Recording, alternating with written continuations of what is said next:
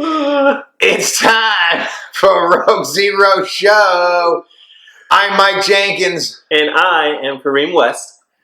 Where's Talking Jabba? He filled in for me last week, was having some car trouble, but I'm back. I want to say thank you to Jabba. It's good to have you back. I got to admit, our ratings were atrocious. You see, so that just tells everybody that I'm the reason why we have like 60 followers. 61. We only got one with Talking Jabba. So the magic number is 69. We're gonna try to get there. Not the magic number.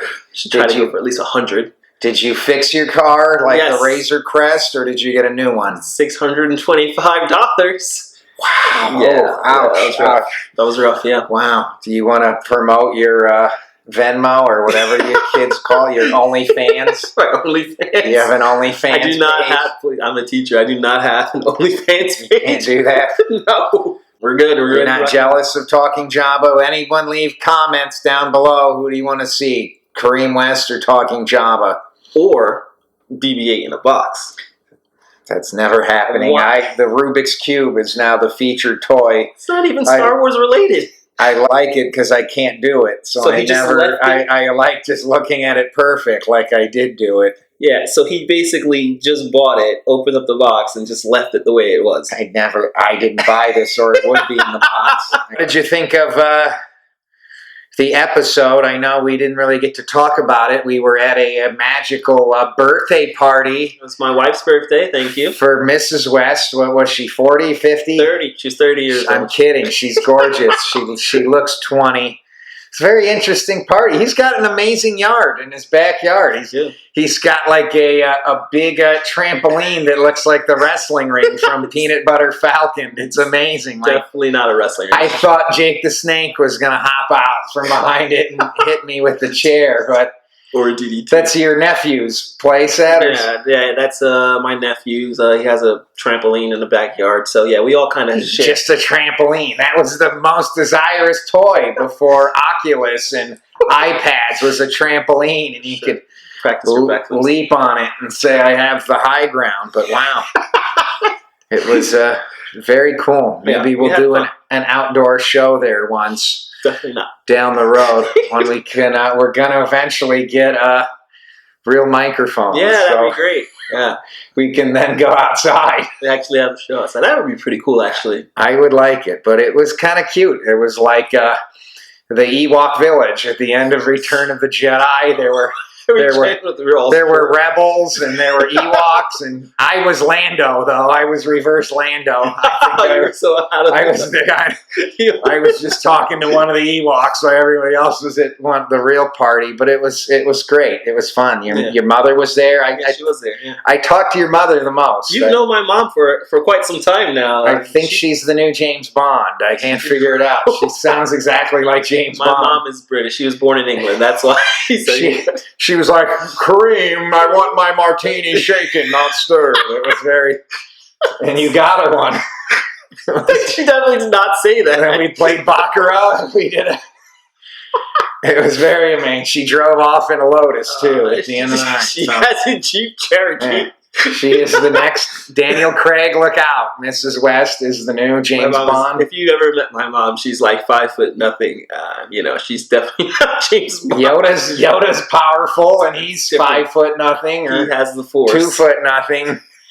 So it was very fun. It was very enjoyable. It was a lot of fun. We ended the night by singing Yub Nub and Poodoo. And let me ask you this. Talking Jabba was here last week. Mm-hmm. Is Jabba the Hutt coming back? Because in Star Wars, nobody ever dies. We had Palpatine's come back. Boba Fett has come back. Darth Maul has come back. Even Harrison Ford, who was a deadbeat dad, all of a sudden can just appear before Kylo Ren and be like, hey, what's up, son? This movie's so bad they had to put me in it. I mean, he's not really endowed with the Force. Of course. And he just comes up, just shows up. That's why Rise of the Skywalker is terrible, but it's one of the reasons. I think Jabba the Hutt really didn't die. When I was a kid, I thought Princess Leia choked him to death. Yeah. Now that I'm an adult, I know he just wanted her to enhance his pleasure as she was sitting on top of him with the bikini. He released his Jabba juice and he fell asleep. I'm pretty sure that is not what happened. I'm pretty sure he's dead and she choked him out. He fell asleep, and then before his party skiff, or what do they call it, Jabba's sail barge, sail barge, he leaps out, I'm sure, and goes through the sand like the crate dragon. We always wanted to know how the Hutts move and are so powerful. They probably move like the crate dragon. I'm sure Jabba does not move at all. I'm pretty sure he just stays in the one spot. Well, he's older and powerful and no longer needs to move. Chokes himself in the closet like David Carradine allegedly did, even though I don't believe he did. That was all a mafia setup. So Jabba's still out there. I think that's my prediction. If it happens, I predicted the Mandalorian wanted to be a sand person. I wouldn't be surprised because so far all of your predictions have come true, which is disturbing. You should just be a writer. What's your prediction coming up with after seeing Chapter 11? The Heiress is what it was called. I'm just excited for spoilers. Ahsoka. No spoilers. Is Ahsoka really a spoiler? She's not a real character, or Obi-Wan and Anakin would be talking about her all throughout Revenge of the Sith. They don't even acknowledge her, so I'm interested how they do finally put her into real person Star Wars, because she was always part of that weird cartoon. Yeah, I know. That was weird. I think, I don't know who the actress is that's going to play her, but I'm excited. You know, it's funny because this was actually out of the first 3 episodes. I think this is one was my favorite. I think it had like the most meat and potatoes, like story wise, I guess. So I kind of like this episode because of Bo-Katan. I just like the whole. Who apparently doesn't age. Obi-Wan turns 90 and is a skeleton. Sure, after the Clone Wars, she's still 40 and hot with jet red hair that she died on the fake Mon Calamari or whatever the seafood. They were Red Lobster planet. They went to visit. They call it Trask or something it was called. Yeah, I like Red Lobster. I'm a fan.